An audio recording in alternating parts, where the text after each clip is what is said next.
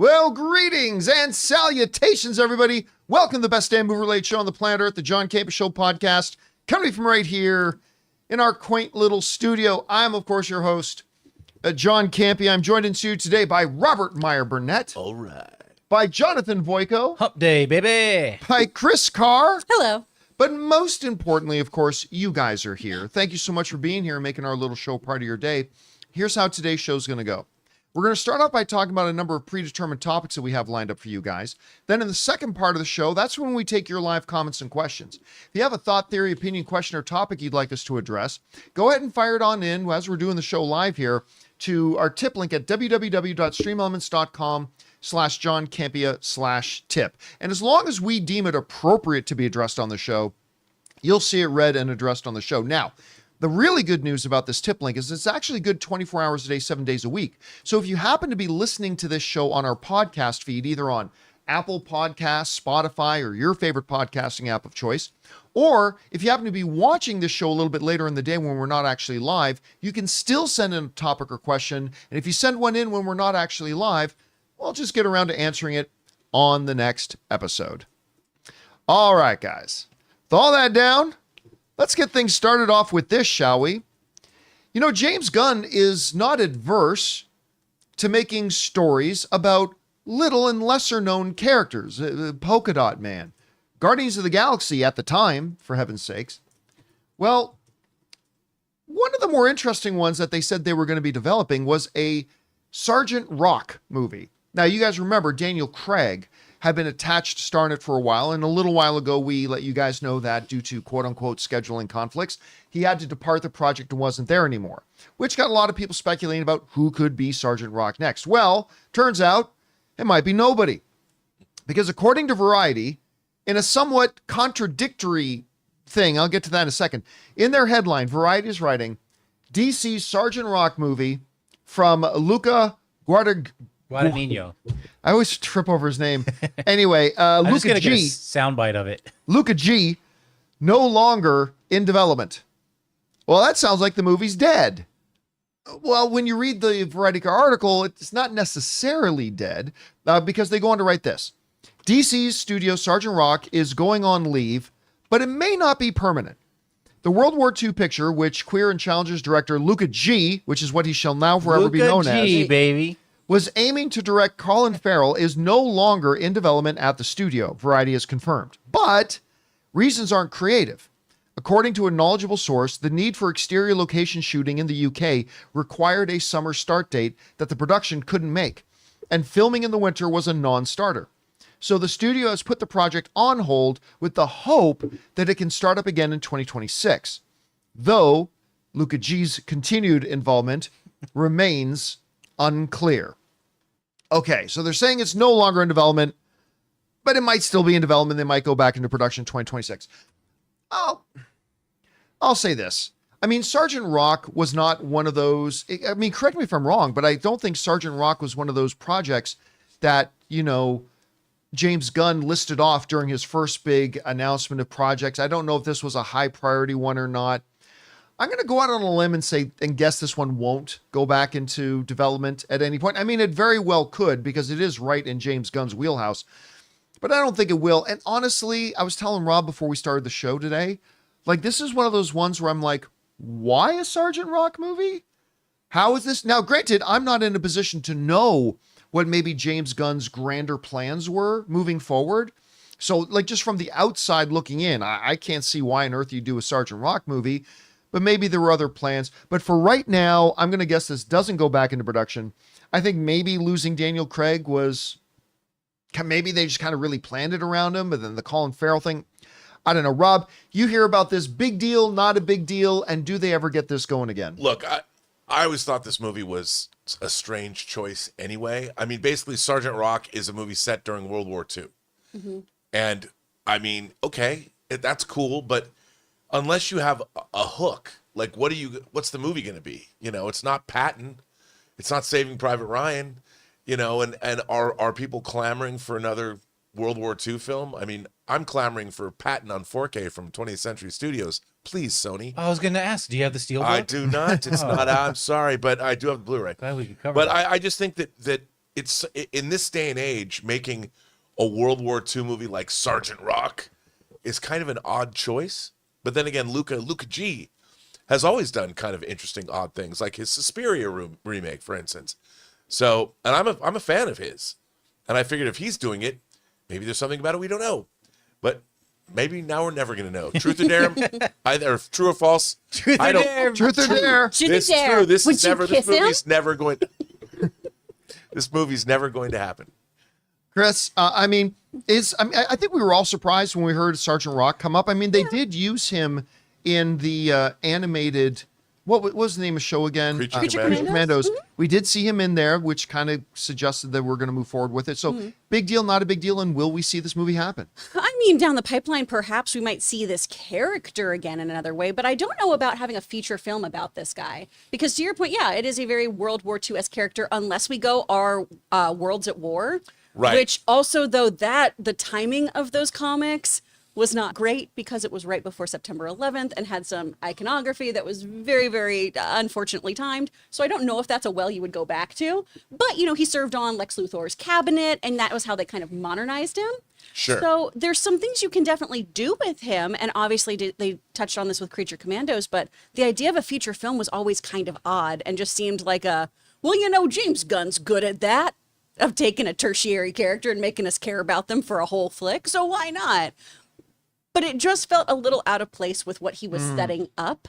This feels like several moves down the line, not something you do with your kind of debut, if you will, with your characters. Although the one thing I could see as being interesting about it is that in James Gunn's DC universe, superheroes already exist. So what would World War II look like? You know, you've got Justice Society members back then. I mean, I don't know how that's all going to work, but it would be interesting to see if there were superpowered folks. Yeah, well, that's always been the interesting thing about Rock, is him working with, you know, there's a arc where he works with Bruce Wayne, who's undercover as a spy. Right. You know, he has ties to Amanda Waller and to the Suicide Squad. So it's really interesting to see how the government would play into that kind of ideology.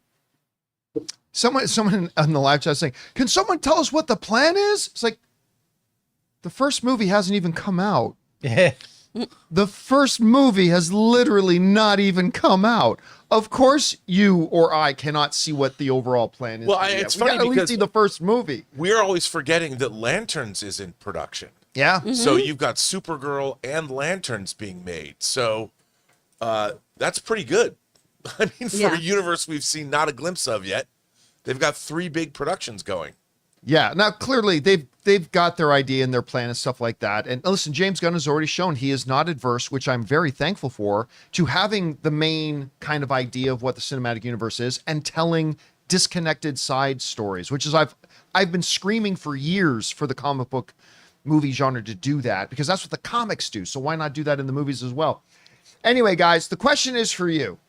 What do you think about this? For now, it appears that Sergeant Rock DC movie is off, but they're maybe hoping to get it going again next year. I don't know. It seems like an odd character for me, but then again, James Gunn has brought odd characters and made them superstars. Whatever you guys think about this, jump down to the comment section below and let us know your thoughts. All right, guys. With that down, let's move on to this, shall we? You know, for almost as long as I've been alive, the conversation has continued on. When are we going to get the next Back to the Future movie? They are. I mean, remember last year, those reports, they're going to do a Back to the Future 4. Oh, they're saying they're going to do a Back to the Future 4. It's like, that doesn't sound right. And of course, that never came to happen. Then there were a lot of whispers, oh, they're going to do a prequel. They're going to do a prequel. Or they're going to do one set a little bit further in the future. Anyway, the producers of Back to the Future have always kind of been staunch in saying that's not happening. And now, one of the producers has really put their foot down on it and said, yeah, this ain't happening, period. This comes to us from Joe Blow, who wrote, Bob Gale, one of the 3 primary, of the triumvirate governing all things Back to the Future, who co-wrote the first Back to the Future alongside director Robert Zemeckis before taking sole credit for the rest of the trilogy, is one of many key players who knows that there will never be a Back to the Future 4. Speaking with People, Gale said, I mean, it's like they know in every interview, people say, oh, Bob, when is there going to be a Back to the Future 4? Never. When is there going to be a prequel? Never. When is there going to be a spin-off? Never. It's just fine the way it is. It's not perfect, but as Bob Zemeckis used to say, it's perfect enough. Gale added that it's not just him and Zemeckis that aren't committed to Back to the Future 4. It's also Steven Spielberg, who served as executive producer on the Back to the Future trilogy. If the juggernaut of corporate America and corporate international Michigas, I don't even know that word. Michigas. I'll be honest, I've never used or heard that word before. Says, if you don't agree to this, we're going to kill your children. All right. Well, no, we don't want our children killed. But Steven Spielberg, of course, he's got to sign off on it too. And Steven, just like Steven won't allow another E.T., he totally respects the fact that we don't want any more Back to the Future. He gets it and always stood behind that. And thank you, Steven. All right. Listen, it's always been kind of known that the main authority that make up the group that governs Back to the Future has always kind of insisted we're not doing it. This is probably the most forceful of it. Especially, this is also the first really forceful assertion that there's never going to be another one since all those rumors started last year that we were going to get another one and all this kind of stuff. So he just comes out and says, okay, Back to the Future 4, never. Back to the Future prequel, never. But Back to the Future spinoff, never. So there he goes. There's not going to be another Back to the Future. But I want to ask this question. There may not be another Back to the Future, but will there be a new Back to the Future? Because Bob Gale will not be around forever. The people in charge and who have the veto say on all things Back to the Future will not all be around forever. At some point, they will have estates take over those things, new people that studios can make agreements with. And I still believe at some point, somewhere down the road, there will be, whether it's a reboot, probably more of a reboot, there will be another Back to the Future. I really do believe that at some point in the future. I just believe that this particular continuity of Back to the Future, as far as prequels, sequels, spin-offs, whatever, I do believe Bob Gale when he says that's done. Like that is over, it's done. But at some point, somebody will take another shot. There will be a big enough wheelbarrow of money rolled up to the right house with that go, well, this is what Granddad didn't want another one made, but we do. So, and it'll get done. It will. And you know what? I'm all for it. Because if it sucks, it sucks. We throw it away. Just like we do with all bad movies. We don't talk about it again. And if it's good, it's good. Fantastic. So another one? No. A new one, I still believe there probably will be someday. Anyway, Chris, Bob Gale is reasserting this ain't ever going to happen. Number one, do you believe him and Zemeckis and Spielberg that they won't ever budge on that? Because remember, George Lucas once said there will never be another Indiana Jones film after The Last Crusade. And here we are. And should there have been? And then, well, your husband would say there should. For Crystal Skull, but that one with Phoebe Waller, we both were like, why? But do you think maybe eventually there could be one? How do you see this? Eventually, sure. Time is ongoing. And unless we all just absolutely demolish this planet, we're going to have another one of the Back to the Futures. It's going to happen. Everything's cyclical. Save the planet, save the franchise. Save the planet, save the franchise. You got to go back in time. All right. So we're eventually going to have this, but I don't think we're going to have this iteration like you were just bringing up. I don't think we're going to have Marty's kids and have Michael J. Fox in the background or something of that nature. I think it'll be a new cast of characters and potentially completely removed from this, where they do their own thing and it's basically using the premise of it. There's some kind of time travel device. They have to go back and save their family, et cetera, et cetera. I just don't think we're going to have the same kind of beats in there, if you will. It's going to be its own time thing. Traveler. Influencer time travel, of course. By the way, people want. As a side note, I just want to point out, you guys noticed I wasn't on the show yesterday. My little sister and her husband are visiting us from Canada. So we took them to Universal Studios and we did the VIP tour with them. And part of it was we got our own private dining experience. And they had, you know, at Universal have got people in character. Mm-hmm. They had a Doc Brown who was in our dining room, who had come over and talked to us. That was, I mean, obviously Christopher Lloyd is much older now. My God, guys, this guy was the best Doc Brown, Christopher Lloyd impersonator I had ever seen. He talked just like it was like, and he didn't overdo it. Mm-hmm. He just came over and had a conversation. It was crazy. It was just, so the timing of this is kind of neat. Anyway, Rob, You hear what Bob Gale is saying. We've heard other filmmakers say we'll never do another one of X franchise, and then it does get done. This one feels more serious to me. Do you think they'll ever go back on this? And if not them, do you think maybe 20 years from now we could get another one? Do you think this one is sealed forever? Well, first of all, I keep hearing my mother say, "I don't want any more of your Michigas." That's why I actually said it. It's still echoing my mind. But so anyway, if you really think about it, so Back to the Future came out in 1985. In the movie, they go back to 1955. The difference between 1985 and 1955 was pretty drastic in terms of American society. Right. Today, if you made a Back to the Future movie, they would go back to 1995. Yeah. And I mean, that's pretty wild to think about, but there's not that much difference between And didn't Hot Tub Time Machine already kind of do that? Yeah, I mean, I honestly think that the great thing about Back to the Future is the structure of going back from, I mean, first of all, the screenplay of that film is so tight. Yes. It's so everything, you know, the mayor Goldie and all it is so clever. I don't think they would focus on the wrong things. You know, they would make it this time travel conundrum, but they would mess it up. The great thing about Back to the Future was its simplicity. And actually, it's small. You're just dealing with one character in his situation who's fighting against his own non-existence. I don't know, and it's so well done. And you have somebody like, I don't think there is somebody like Mike. They cast Ryan Gosling as the star of it or something. I don't think there's even somebody like Michael J. Fox who even exists now. Which is kind of funny because he wasn't originally cast to play the role. I know. and it's just a different time. And I think the idea of, I honestly believe they should leave Back to the Future alone. But like you pointed out, Bob Gale and Robert Zemeckis, the rights to Back to the Future, because they wrote it, it's been more than 35 years, so it reverts back to them. So they own the screenplay. And if they passed away or somebody wanted to remake it, they could. But I would be very hard-pressed to think that anybody in this day and age could make a movie as effective as Back to the Future was.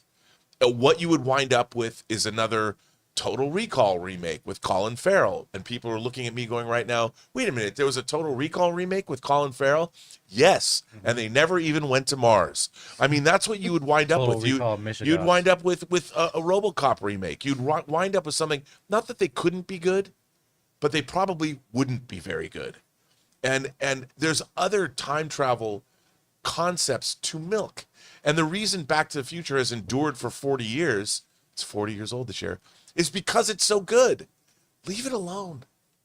But nobody will if they can. If they can make money and strip mine an old IP, sure, they'll do it. But Well, it's funny because you mentioned the one Arnold Schwarzenegger one. We've got another Arnold Schwarzenegger remake coming out. Yeah. That actually looks pretty good with Running Man. But I think the difference there is that you have a literary property to be adapted. It's That's based true. on a Yeah, book. that's a really good so point. if Back Yeah. to the Future was based on a book, I'd say, okay, you've got the book to go to and you readapt it, which I'm all for.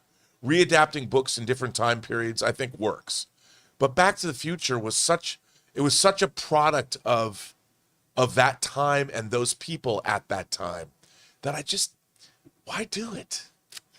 All right, guys. Question is for you.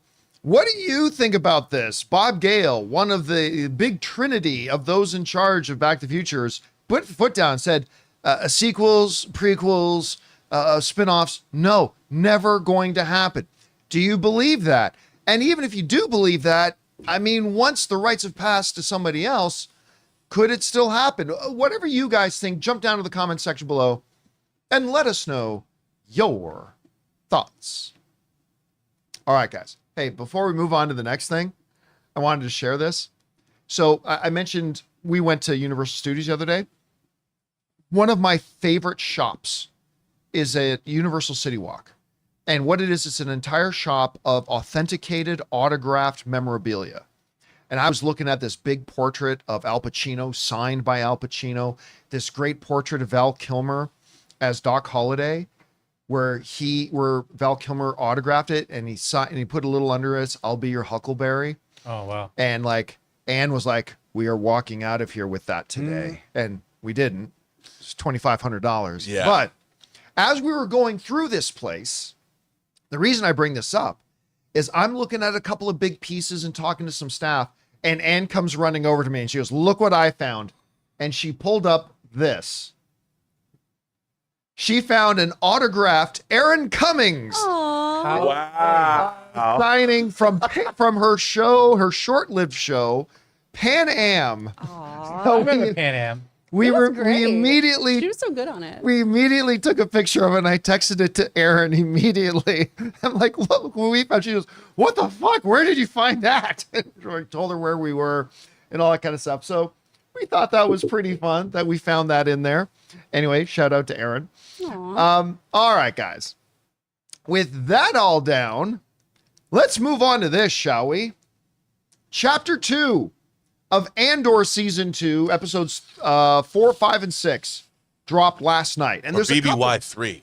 also known as BBY3. And there's a couple things for us to talk about. Number one, we're going to talk about our thoughts on the episodes last night.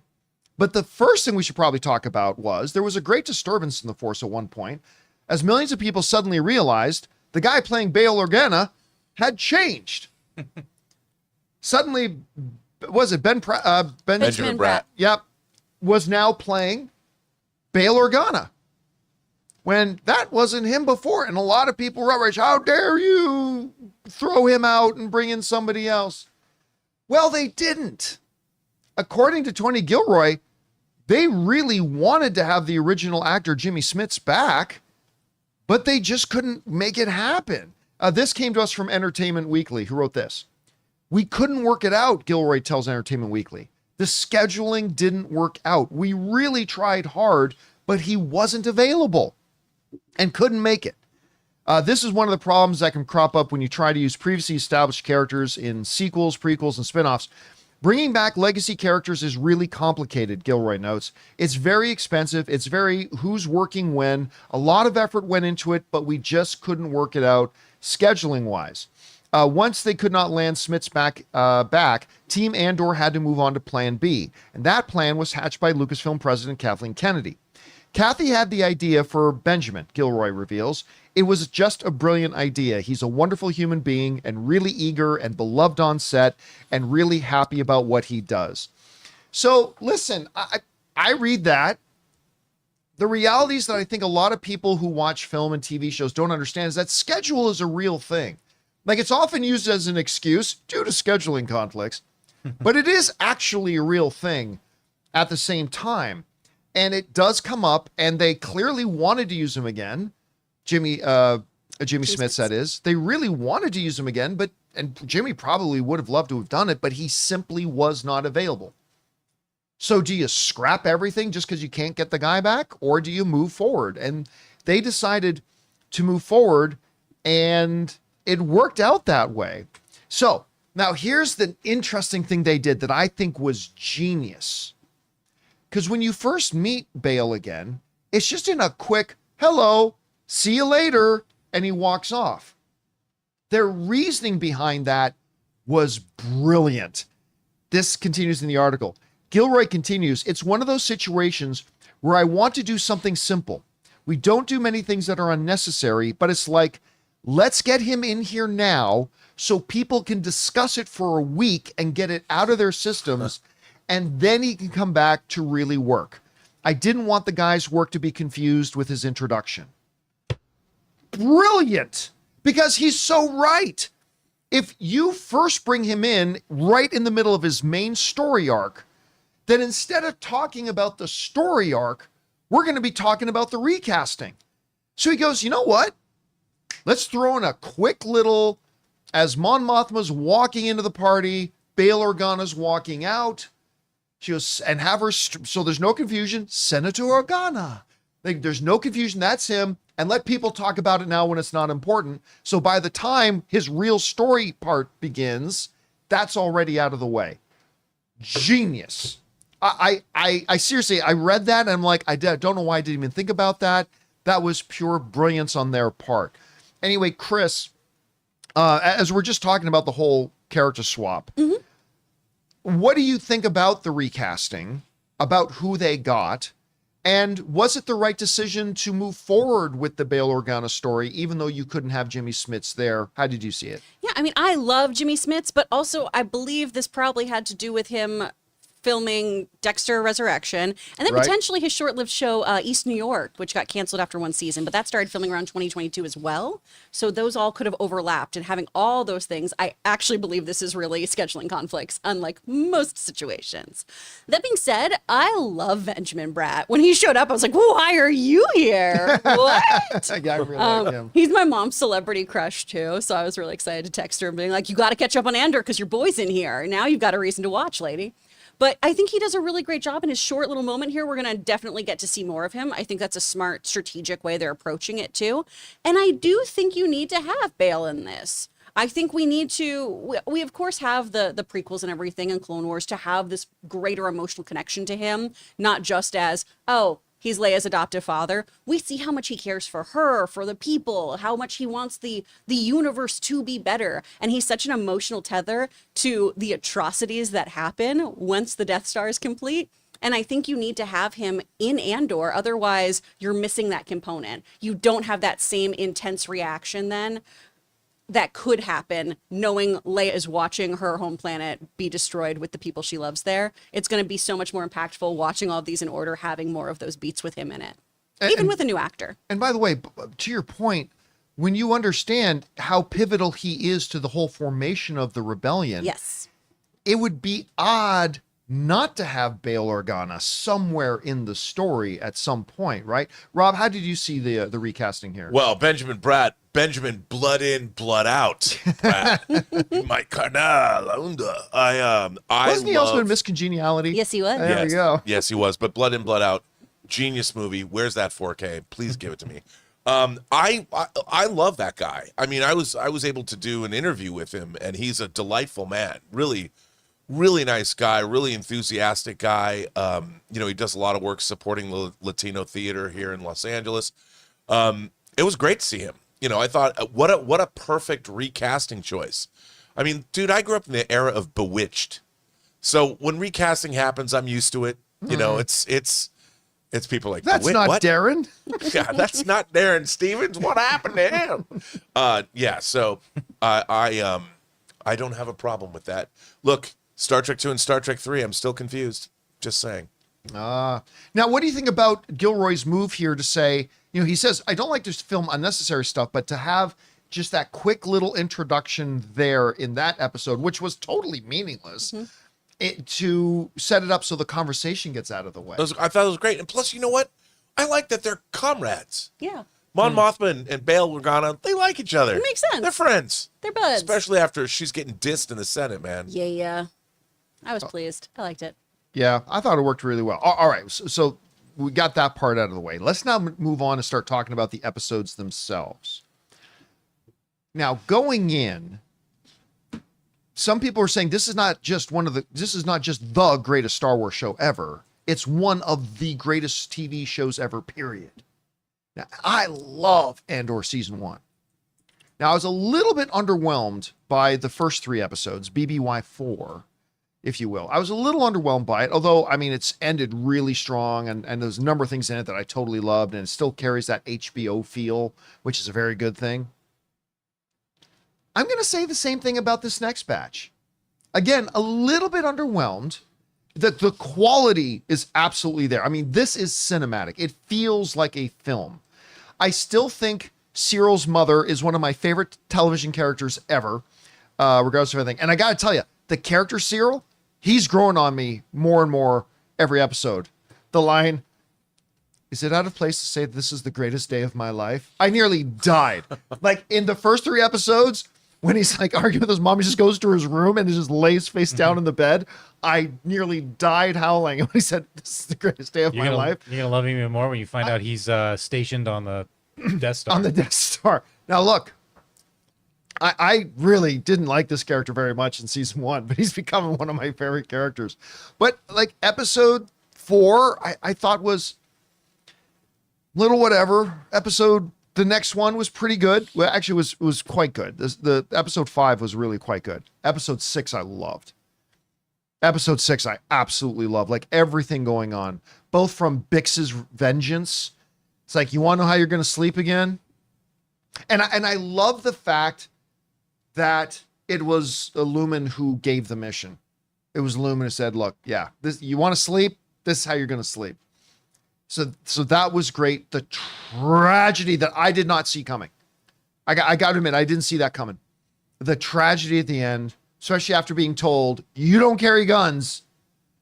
And it's like, and then the little speech at the end was crazy. And you're seeing what this plan is and how probably central, this is the name of the plan, Gorman is going to GH. come to maybe even the Emperor dissolving the Senate, how this could play a part in the whole dissolution of the Senate and all that kind of stuff.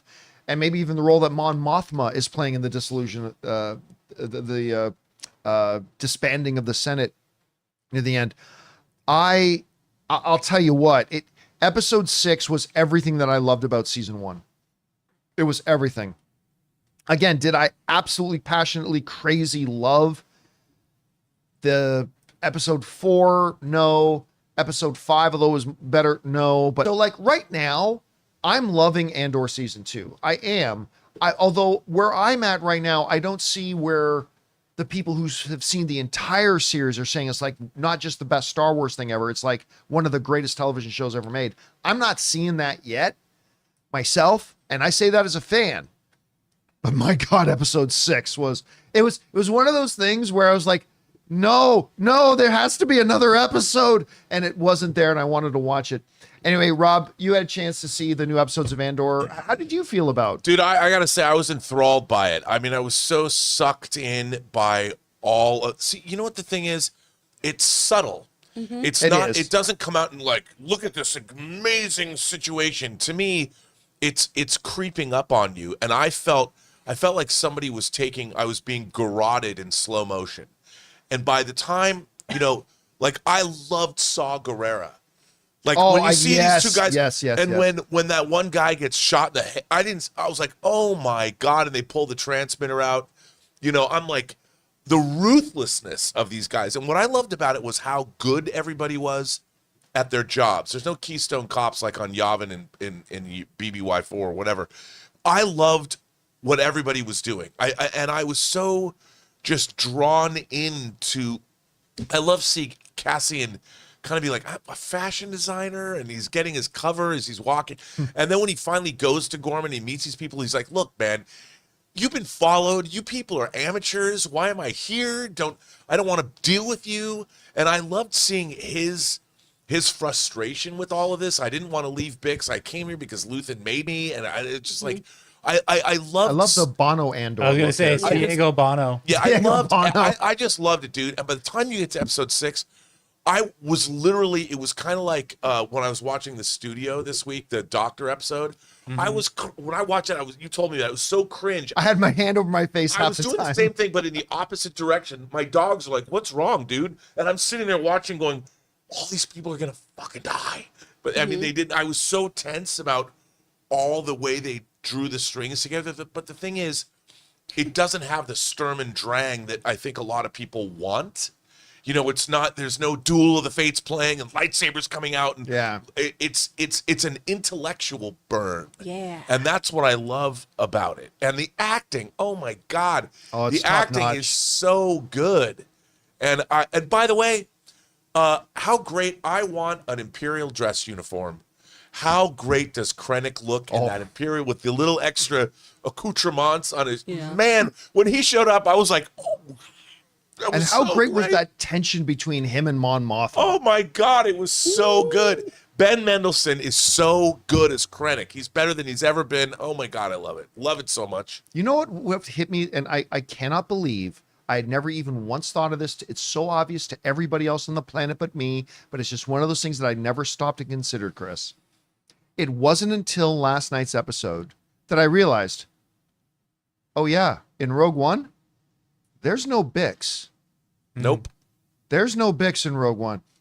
And then when he says that line to Lumen, you would prefer it if I was alone, wouldn't you? I'm like, oh, something bad's going to happen. And now I'm like totally in dread. Anyway, Chris, you saw the episodes. What did you think about them last night? I mean, I can't really top how Rob summed it up here. I'm on the same boat. I was in there just like on the edge of my seat. Again, I also watched Handmaid's Tale and then this, so it's just a 4-hour suffering match. But this show it's such a good, steady creeping of unsettling. Yeah, yes. And I feel like that's how you should feel watching something about governments overthrowing things or people rebelling or people sinking their hooks into a nation and trying to change things and manipulate people. It feels so oogie as it's all unfolding and you don't know how to quite stop it. Yes. And you're trying to see how everyone else is going to finally overthrow these issues. It's just so well done. I mean, Clea, Val, Oh my God. Oh my God. You'll make up for this forever. Oh, the speech is the Saul Guerrera So good. speech. Oh. You know, at the end when he's trying to turn that machine on, whatever that thing is. You know, He's given this and like Saul- half and, off like, kilter he's like in speech. his own reverie, and I'm like, Or what you the- see this decline with him too, though, of like this is the beginnings of you really losing your shit, Yeah, man. yeah. This is where it all starts, and it's going again. As somebody who wasn't as enthralled with Rogue One as everyone else, all of these things are making me go, oh shit, I can't wait to watch the movie again. Yeah, yeah. I can't wait to have all of this information and watch it and go, oh, yeah, this works for me. And Isn't how that the about- biggest testament to the quality of the show, though? It That's really when people are like, is. now I really want to watch Rogue One again. It's turned it around for me of okay, now I see what all of you saw because of these other things. Where when it was a standalone film, it was this is a good movie. I'm not as thrilled about it as everyone else. This buildup has really changed. Well, how after I feel this, I about it. fully plan on like once this is all done and behind us, I'm gonna do season 1 again, season 2, Rogue One, episodes 4, 5, 6. Absolutely. Well, also, you know, when the intercutting of Mon Mothma lobbying all the senators to vote for, and then you see that one senator finally giving a speech going Empire, you know, Yeah. and just looking at her, and she turns around and walks away. I'm like, God damn, I love this show. I really do. Yeah, they're doing a lot of things right, and again, that especially that last episode last night. People have talked about, like Christian Harloff was talking about her speech. A lot of people talked about Mon Mothma's speech, which she has yet to give. Right. I'm expecting an Al Pacino. We fight for every inch. I'm expect it better be damn good because Turn into Cookie I'm Monster. waiting, man. I want it like Luthen's speech in season 1. I'm expecting Mon Mothma's barn burner of a speech. I can't wait. I want to memorize it. I hope it's good enough. I want to take an acting class just to deliver her speech that I've yet to hear. Well, I'll tell you, even going back, speaking of speeches, because we often talk about Luthen, but what about, I cannot remember the character's name now, but he wrote like the whole rebellion, like creed. Oh, yeah, That- yeah. Oh, young that young guy. kid? Yeah. There Yeah. are speeches he gives that are like, oh my God. Yeah. Yeah. I was devastated about that character. Oh, By the way, can we talk about the locations that they shoot on, the practical locations that they then augment with effects? we should. Oh yeah, Oh my God. I mean, they do things in this show like there was one shot where the camera was looking down and you're seeing the flying speeders of Coruscant. And it was just a little shot and the camera kind of pans up, but they just wanted to remind you that yeah, the Coruscant you saw in the prequels, it's here. Here's the flying cars. They're right here. But everything, talk about verisimilitude, man. There's no like, it looks so real. I love yeah, this it's show. shot so beautifully. And anyway, guys, question is for you. What did you think about two different things? One, what did you think about the recasting of Bail Organa? And now that you know the reasoning behind it and deciding to use him now so we're not having to talk about the recasting when they really use him later. Thought that was great. And then what did you think about the episodes overall? Whatever you guys think, jump down to the comment section below and let us know your thoughts. All right, guys. With that down, it's time for us to do a little participation game that we're calling Overreaction, which I kind of stole from Rich Eisen, to be honest with you. But the premise of Overreaction is really simple. It's like a lot of other things. I got on our community tab a little bit earlier today on the YouTube channel, and I asked you guys, give us a statement that we will either say you are overreacting or you are not overreacting to giving us that statement. We picked out 4 or 5 of them that we're going to read off here. So, Jonathan, What do we got up first? From Aussie Man, Rob, with the strong opening critic ratings for Thunderbolts, we can expect to see it get nominated for Best Picture at the Academy Awards. That is an overreaction. Oh. Best Picture nomination for Thunderbolts? No. I hear it's really good. No, I don't care if it's the greatest MCU movie ever made. It's not going to get a Best Picture nomination. No. Yeah, I'm also going to say it's an overreaction. The reason I'm going to say it's an overreaction, as somebody who hasn't even seen the movie yet, but I'm going to see it tomorrow, is that while everybody seems to like it, when you read the reviews, they're all saying, hey, this is really good. This is really good. Nobody is saying this is the best film of the year. Like, nobody's saying that. Everybody's saying it's good. Everybody's saying this is a fun movie. Everybody's saying this is a deep movie. Everybody's saying this is quality MCU. That's great.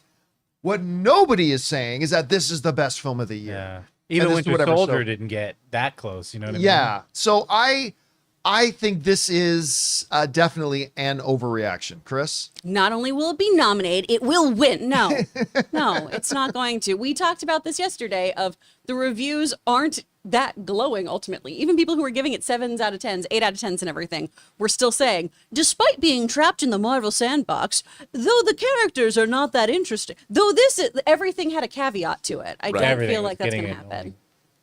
All right. What's next? We got Madden Rifle. Chris, Sinners box office success will spawn a new rush of mid-budget horror films in the next few years. A new rush? A new rush of mid-budget. I'm going to say that's an overreaction only because we've had so many films from A24 already following this model.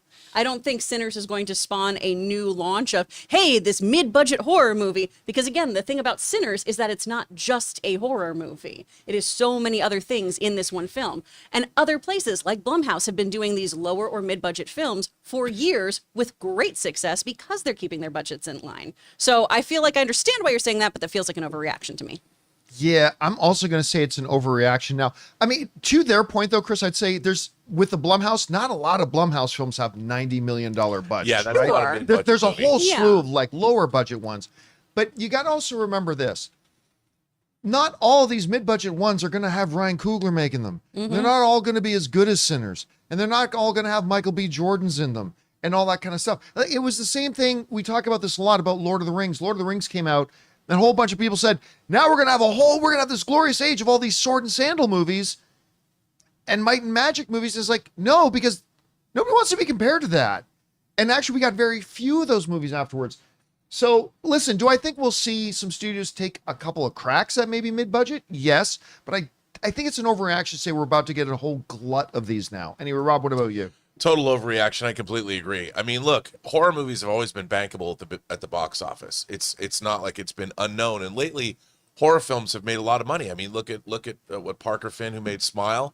Look at Smile was a $19 million movie that made $200 million at the box office. I mean, Smile,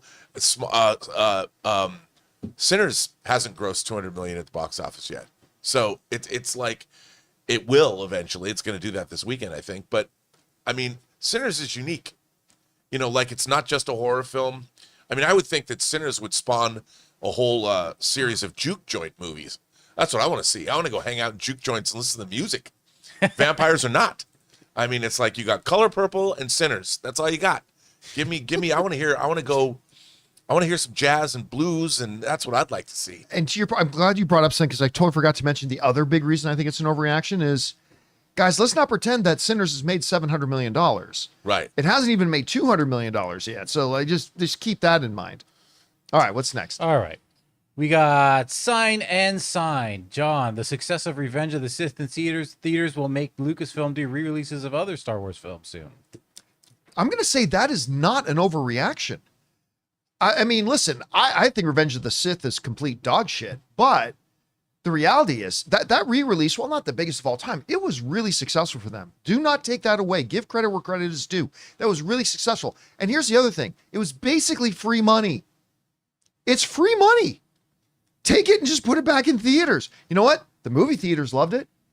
Yep. And I guarantee you, look, I'm not saying right now you take Return of the Jedi and put it back in theaters that it's going to make $70 million. I'm not saying that, but it'll make $15 or $20 million or 30 or 40 or 50 maybe 60 or 70, and it's basically free money. People have not abandoned Star Wars. People may have a pretty low feeling about where it's currently at, but people still love Star Wars, man. And so, yeah, I think Lucasfilm is going to look at what they did, what they made with that terrible movie. And so why not do it? I do not think it's an overreaction, Chris. Yeah. Oh, I don't think so at all. Why would you not re-release them, especially when people are having this kind of new acceptance of the prequels and finding joy in those things? Or, I think a lot of times we're all just so jaded too of we like saw those movies and went, oh, these aren't that good. These are dog shit. These are terrible. For my brother, these were his first Star Wars that he got to see ever, and he loves them so much. Other people really like these films, so why wouldn't you re-release? It's just money on the floor. Rob? I want to hear what Ted Sarandos has to say, who's saying that theatrical is an outmoded old model of doing things. And here's an outmoded old model that was 20 years old, and they put it in theaters, and it made almost $50 million worldwide. I mean, look, I think that Revenge of the Sith has a specific place. I don't think Attack of the Clones would necessarily make the kind of money that Revenge of the Sith has, because Revenge of the Sith has the longest, I believe it's the longest sword fight in history. The battle between Obi-Wan and Anakin Skywalker. And I think that that's become, especially for people that grew up with those with the prequels, that's such an iconic section of filmmaking history. And even I, who am not a big fan of those prequel films, I love that sequence. I don't believe that they would ever survive in molten lava, but they're still. Jedi. Yeah, that's right. They're Jedi. It's I go with it. I like it. I enjoy that sequence. The score in that sequence is great. John Williams' music is great in Revenge of the Sith. I love the opening space battle. I love Countdown. There's so much I like in that movie. It's not that good, but there's sections. I want to hear the tale of Dark Plagueis the Wise. What can I say? I want to go to that opera. You know what? I'm going to say this. As bad as everybody agrees Attack of the Clone is, it may not make 50, 60, 70. You put that back in theaters, that's still going to make some money. Mm-hmm. I'd go see it in theaters again just to hear the thing go off, the sound weapon. The sonic mine or something like that. Because in space, sound carries well. Yes, very well. A lot of people, because there's no friction to get in its way, Rob. That's why sound is so right. good. Those sound waves can just propagate out. All right. What's next? We're definitely getting the 50th anniversary in 2 years for New Hope. Oh, 100%. Yeah, 100%. And it's going to be altered even more. Yep. Spicy Memes says, Rob, Last of Us Season 2 will suffer a major drop in viewership before the end of the last episode. Yeah, that's a wild overreaction. No. People, you have to remember that the average viewer of a show, I mean, I'm sure there's a lot of people that had an emotional, I've seen it online. I saw a very funny, people are making TikTok videos about their emotional response to that event happening. But I think people are still locked in. The show's compelling drama, and it's just going to get more compelling. I mean, remember, if people are going to watch Walking Dead for 25,000 seasons, they're going to get locked in for Last of Us that's actually delivering real emotional pathos. So I don't think it's going to drop off at all. No, I wonder. I feel like, why would you drop off at the penultimate episode? Why would that be the one where you're like, you know what? No, hands up. I've washed my hands of it. I'm done with it. It all ends here. I'm over it. I feel like the people who would have bailed episode 2 at that conclusion. Not wait till, hey, is there going to be some kind of wrapping up of any of this? Potentially, maybe, yeah. Nah, don't want to know. That seems weird. Yeah, I think that's an overreaction. I think especially with the. You look at the end of episode 3 and they show the previews for what's coming this season. Come on. If you watch that episode, who's not going to stick around to watch all that stuff coming? Especially with Jeffrey Wright still on his way, which is going to be amazing. Amazing. When he gets there. I mean, look, episode 3 was really the start of the story. That's really the beginning of the story of Last of Us 2. And so, yeah. I mean, could there be a bit of a drop? Maybe. But I really don't think there's going to be any kind of a significant drop. All right, what's next? All right, we got our final one here. Chris from Tylera something or other. Sinners will win 5+ Oscars, including Best Picture. Oh, win might be an over-exaggeration. Nominated wouldn't be. I could see it being nominated for a minimum of 5. We've got a lot of good things working here. But win, it's so early in the year still. There's still so many movies to be seen. I feel like that's a little bit of an overreaction, but not a complete out of left field thought. I 100% agree with you. But I'm going to nudge a little bit the other way to say it's not an overreaction. Like that is, because to Chris's point, like I think if you said straight up, Tell me how you it'll get nominated for 5+ Best Picture. That's 100%. Absolutely. Will win. It's enough within the realm of fair. possibility that I'll say it's not an overreaction to say this. Not guaranteed that it'll happen, but I actually don't think it's gone over so well with people. That second weekend drop off, which was record shattering, was just absolutely proved it. And listen, we don't know what's coming the rest of the year. Like, we don't know if every movie that's going to come out for the rest of the year sucks, or if we're going to get 20 Best Picture contenders. We simply don't know. So I'm going to agree with everything Chris said, but slightly change my answer and say, I don't think that's an overreaction. Rob? I agree with both of you. I mean, I think that right away you can think about director, cinematographer, maybe screenplay, music, and Ruth Carter's costumes. Yeah. And picture if there's 10. She has 2, right? Academy Awards. She won for. She is the winningest black woman in the Academy Awards. She's won more. And I think she could be. And she won for Black Panther and Wakanda. And she could very well win her third for her this. third for sure. Yeah, But I listen, think sound, music, set design, screenplay, direction, perform. Well, I don't know if Michael B. Jordan's going to get a best, but I mean, But he could. I think there's He could. definitely 5 in there. He could. There's definitely 5 or more in there. easy. Yeah. All right, guys. And that'll do it for our little installment of Overreaction. Thank you to everybody who sent in those scenarios for us. Appreciate that very much. And keep your guys' eyes open on the YouTube channel for when we drop those questions and ask you to make little submissions. All right, guys. With that down, let's move on to this, shall we? Yeah, obviously, we got Avengers Doomsday coming next year. It's just a year away. That's like so crazy to think about. It is now shooting. It's filming. We got the little screenshots that they sent, the little behind the scenes pictures. They're actually in front of cameras right now shooting, and it's coming out in just a year. So there's going to be a lot of talk, obviously, over the next year about the new Avengers film.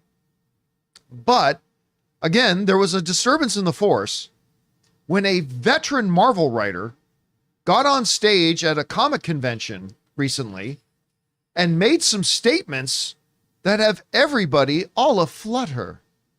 Now, I'm going to give this little disclaimer at the top. What we're about to discuss, some people may consider, John, why are you spreading spoilers? Okay, look, we have an official Marvel person at an official public event on a public stage making public statements to a public audience. At that point, it's news. All right? So we are going to talk about it. Now, if you don't want to hear anything about what Chris Claremont had to say, tune out.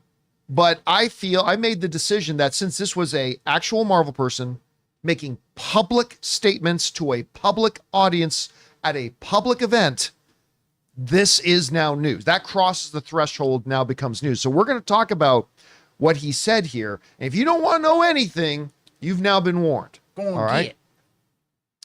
Basically, in a nutshell, Chris Claremont, longtime veteran X-Men comic book writer, who is also credited as being a consultant on several of the films, was at a Huntsville Pop Culture Expo and said the following. I'll read his quote in a second here, but basically he said, oh yeah, Robert Downey Jr., he's playing multiple roles, minimum 4.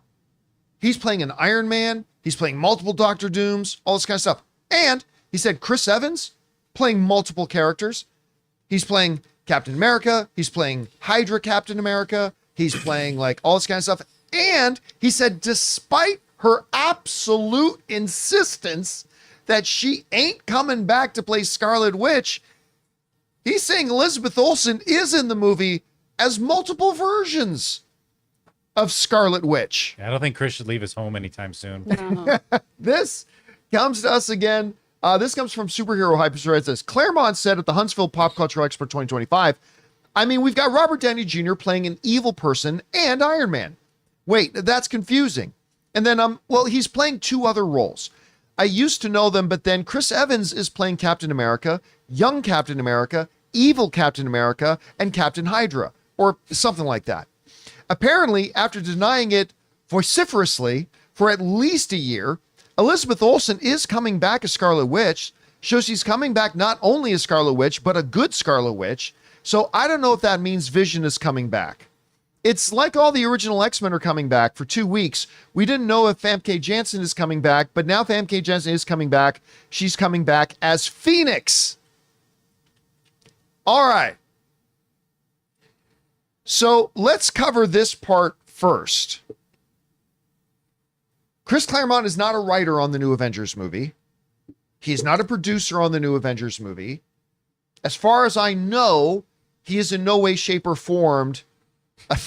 Somebody wrote in the live chat. Kevin Feige is joining the chat.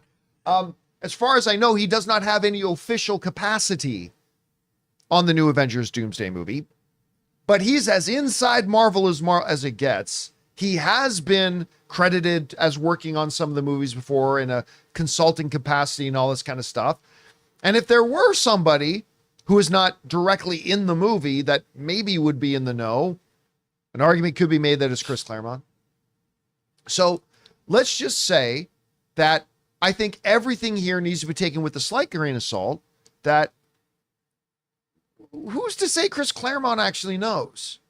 He is Chris Claremont, but he may or may not know. So let's just say that up front and acknowledge that, okay? We're acknowledging that. Now let's set that aside for a second.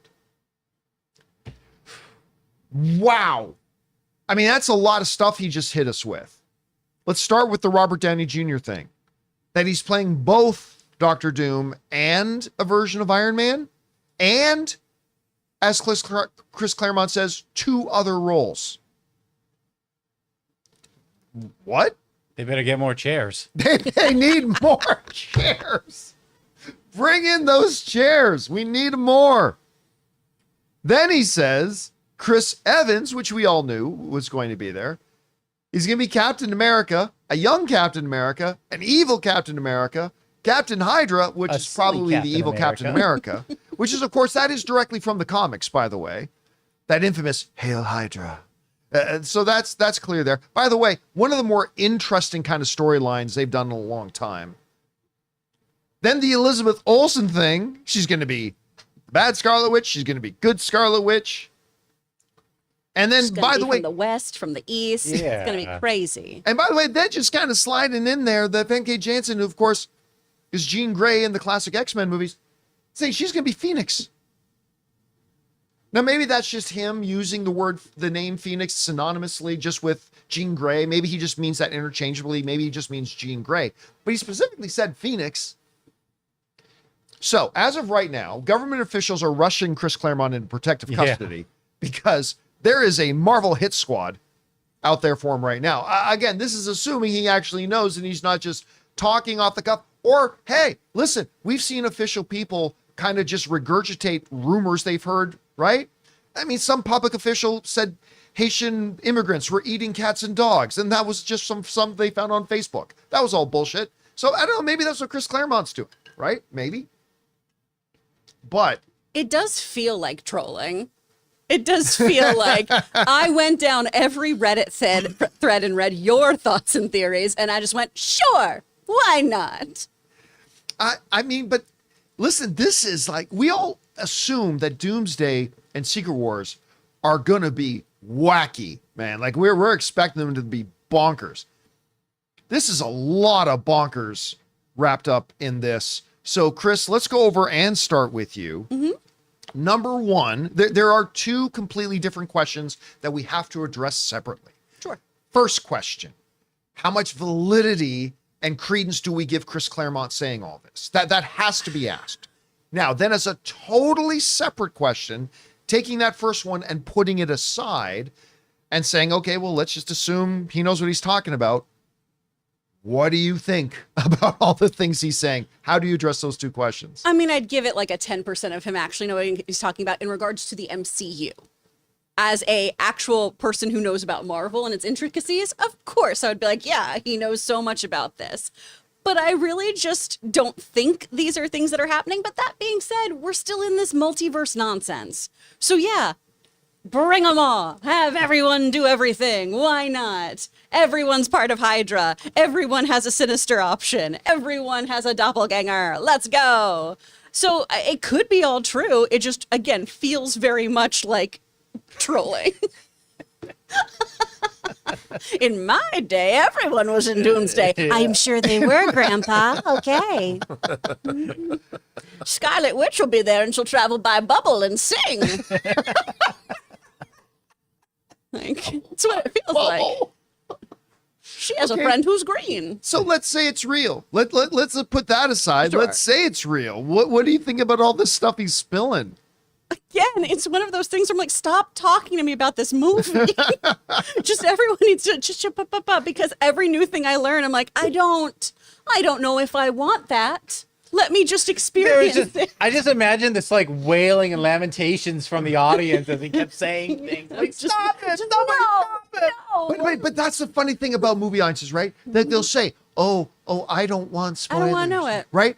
But if he's on stage and starts saying this stuff, you think they're getting up and walking out of the room? Oh, They're like, They're like, hunger." say more. Everyone who Say does more. those kinds of things, right? They're losing their minds. They go absolutely feral.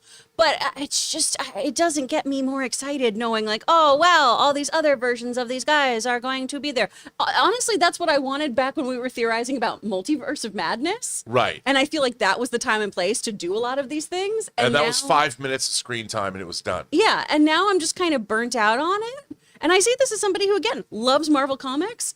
I tend to go more Marvel comic than DC, at least in my own like personal knowledge of all of them too, and my enjoyment. And we're just at a point with all these variants and things that I'm like, I just don't care. King Daddy, feed me your spoilers. Nom, nom, nom, nom, nom. All right, Rob, let's go over to you. It's the same two questions that we got to separate them from each other. But the first question is, how much credence do we give what Chris Claremont is saying?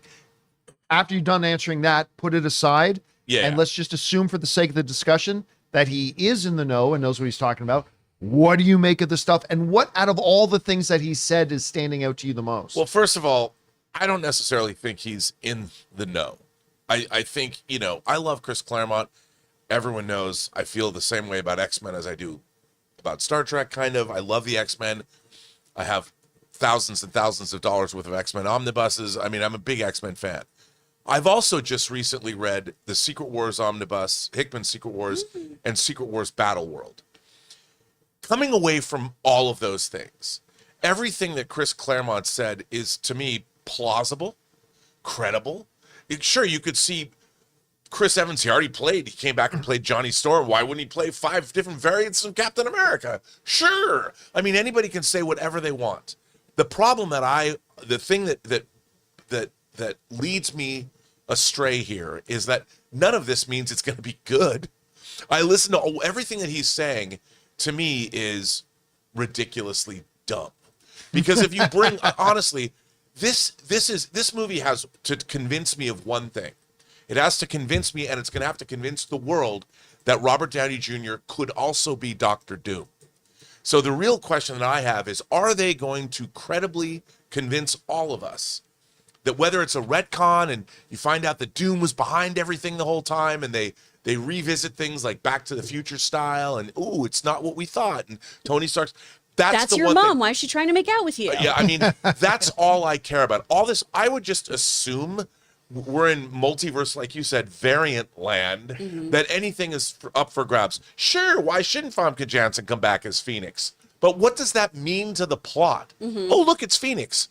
I thought we have seen now 2 things in the Marvel Cinematic Universe, Multiverse of Madness and Deadpool and Wolverine, which shows that all of these variants showing up really don't do much for the movie. They give you a little bit of a jolt, like, oh, cool, we see Blade. But does Blade play a big part? I loved seeing Wesley Snipes come back as Blade, but I didn't feel anything. He didn't get a really cool moment. There wasn't something plot-wise that, was integral, that Blade's appearance was going to do something that was really integral to the plot to make it work. All of this it's all gobbledygook to me. Okay, you're going to bring back Scarlet Witch, like you said, if she came in floating on a bubble and singing a song, like a variant of Somewhere Over the Rainbow where they change the lyrics, it wouldn't surprise me. But would it be good? Like, I hear all this, and I just assume all of it's true. All of it. Everything I hear, everything Chris Claremont said is absolutely true. that doesn't mean the movie's good. All I can hear Well, but is it also Harrison does Ford not mean- saying this. It's Yeah. all true. It also means it's not. It doesn't mean it's Scarlet not Witch. good. I mean, it's Well, like, no, it doesn't mean it's not good, but it it all doesn't depends look. on how it's done and how it's used. All of this stuff already, there's already too much going on in what he said. I'm like, what they have to do is with these two Avengers movies, they have a tall order, and they have to at least be as good as the other 4 Avengers movies are, because all 4 of those movies are quite good, and they pull off an amazing feat of being able to service all the characters and tell really compelling stories. And those movies are terrific. I dare say that Infinity War and Endgame are 2 of the best fantasy films ever made. Ever made. And they are miracles of character development and plotting and acting. And even though they had all the movies that led up to them, these movies don't have that. I would dare say that Doomsday and Secret Wars have to overcome, rather than have the buildup, that they have to overcome the unbelievable mediocrity that we've been given that have since built then. up to these films. Yes. Yeah. And so if anything, these are movies that have to climb up to a mountaintop, leaving behind a sea of mediocrity behind them. And all of this stuff, would I like to see Chris Evans as Captain Hydra? Sure, but it would just be a gimmick. There's nothing they could do. Depending on like if his Captain Hydra is on one of the incursion worlds. Well, yeah, that's what they'll do. They'll show. Yeah, That's then why I that believe could that be- all that this stuff could can be be real. important. We'll Yeah. see these incursion worlds. We'll see Doctor Doom pop up here, and I'll sit there and go, I certainly want a hot toy of that. I was just mean going it's to ask you. Yeah, I mean, like, give me hot, like, I see an animated version of Infinity Ultron. I'm like, I want that. And of course, evil Captain America has to have a goatee. Oh, right? you It's know, got to be. of course. How else would you know he's evil? That's right. I mean, you know what? By the way, Mirror Mirror still stands, second season original series. I knew I shouldn't have as brought it up. the greatest multiverse display. That and Yesterday's Enterprise from the 3rd season of TNG. Those still work because it isn't just a gimmick. They both had great stories to tell that dealt with human nature. And you know what? The multiverse has forgotten that. And Kevin Feige should know because he's a huge, huge, huge Star Trek fan. All right. Now, let me ask this before we go off into a big exposition on the meaning of Star Trek. All right. We should never stop. Let me throw this out there, though. It's about space. Let me throw this out there. You bring up Kevin Feige. No one's been in this game longer than Kevin Feige. No one understands the Marvel Cinematic Universe or its fans quite like Kevin Feige. Question. What is the probability that Kevin Feige specifically told Chris Claremont to start making statements like this? That Kevin Feige, who we already know, they've kind of said they may be engaging in false information campaigns to keep everybody off the track. What is the possibility that Chris Claremont is specifically in, dare I say, cahoots? There's collusion? That there may be collusion in specifically spreading false information to keep everybody on the toes so that when real leaks come out there, we can't differentiate between the fake and the real. What are the chances, you would say, Very Chris, realistic. that maybe Kevin Feige is kind of maybe even behind this whole leak? Well, now I just He's feel the Phantom crazy. Menace. He is. He is the puppet master after all. What do you think, Rob? Okay, have you ever seen the Jack Ryan movie, The Sum of All Fears, Yes. that stars? 100%, yes. There's a scene where Jack Ryan has to fly to Russia with Morgan Freeman. And Jack Ryan has his new girlfriend, is it Bridget Moynihan or whatever, can't tell her what he's doing. He can't say he's a CIA operative. And Morgan Freeman sits there and they're on the phone, they're on a plane, but Morgan Freeman's like, go ahead, Jack. Go ahead and tell her exactly what you do. Tell her the truth. This is the Ben Affleck one, isn't it? Yeah. And Ben Affleck tells her and she just hangs up the phone on him when he tells the truth. I think everything that Chris Claremont's saying probably could be true. Just keep saying it because why not? And by the way, you want to hear an interesting bit of Kevin Feige trivia? Go ahead, Yeah. Chris. Sure. Say it. Thunderbolts is the 50th Marvel movie that Kevin Feige has received a producer credit on. Wow. Because you had 14 Marvel movies before the MCU, and you have to include Brett Leonard's Man-Thing in that. Everyone forgets Man-Thing. Brave New World was the 35th MCU movie. Thunderbolts marks Kevin Feige's 50th movie. The TV series take him further than that, but the 50th Marvel movie that he's a producer of. 50. How many? 50. 50, baby. 50. motherfucker. All right, guys. Question is for you. Well, 50 films. What do you think about it? And I'll put to you the same two questions. I mean, number one, what do you think of the veracity of the comments Chris Claremont's making? But then putting that aside, assuming that they're real, just for the sake of the discussion, what would you think about the stuff and which part of everything that he laid out there stands out to you the most? Is it the Elizabeth Olsen stuff, the Robert Downey Jr. stuff, the Famke Janssen stuff?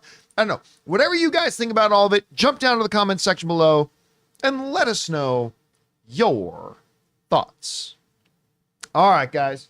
With that down, it's time for us to move on to the most important part of our show, which is, of course, taking your live comments and questions. And we will bid adieu to the wonderful Chris Carr, Bye. writer, director, producer, Robert Meyer Burnett.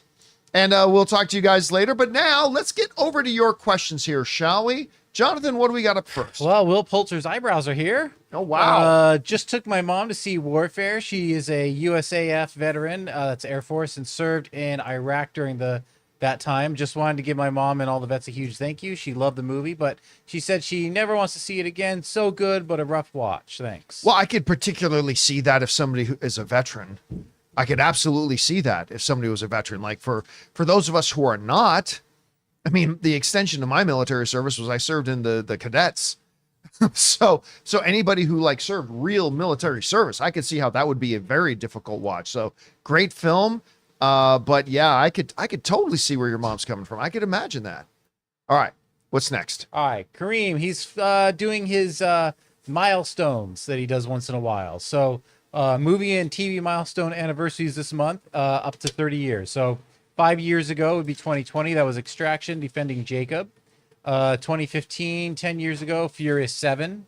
A decade ago, Furious 7. Ex Machina was a decade ago. Lip Sync Battle, Netflix's Daredevil. Then we go to 15 years ago, Clash of the Titans, Kick-Ass, The Losers, Good Luck Charlie, Adventure Time, Scooby-Doo, Mystery Incorporated. Then we go to 20 years ago, which brings us to Sin City. This one, are you kidding me? 25 years ago, American Psycho. Wow. How was American Psycho a quarter of a century ago? Wow. That's the one that got us our Batman movie. I mean, Love and Basketball, I see as 25. American Psycho, just like that should be 15 in my head. The Flintstones in Viva Rock Vegas, I remember that. Yu-Gi-Oh, FLCL, the launch of Boomerang Channel. And then 30 years ago would be Bad Boys, Goofy Movie, Friday, and Mobile Suit Gundam Wing. Tell you what, the one that stands out to me the most is actually The Losers. I think The Losers is a horribly underrated little film. It had it had Chris Evans. If I'm not mistaken, did it not have Jeffrey Dean Morgan in it? I think Idris Elba was in it. Zoe Saldana. Yeah. Zoe Saldana was in it. Yeah. It's I actually remember the very first time I got together with Chris Evans.